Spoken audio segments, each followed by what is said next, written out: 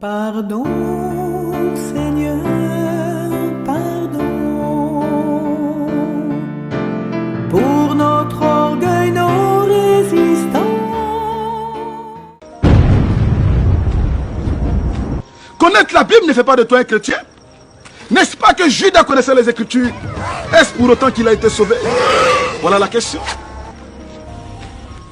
Un chrétien par ailleurs, ce n'est pas de prier matin, midi, soir. Ce n'est pas de jeûner matin, midi, soir, sans pour autant mettre la parole de Dieu en pratique.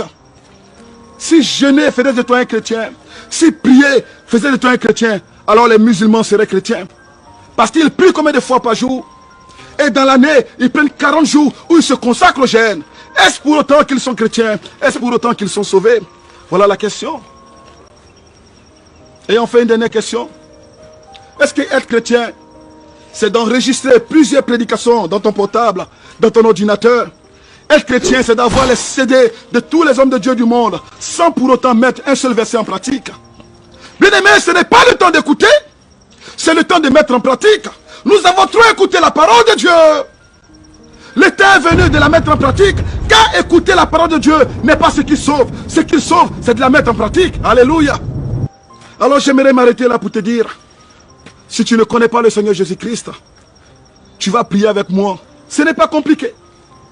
Tout ce que tu as à faire, c'est de répéter après moi cette prière. Et j'aimerais que tu baisses la tête dans la prière. Nous allons faire cette prière de repentance. Seigneur Jésus, je reconnais que je suis pécheur. Et je vais te confier ma vie. Père, je vais me pardonner mes péchés.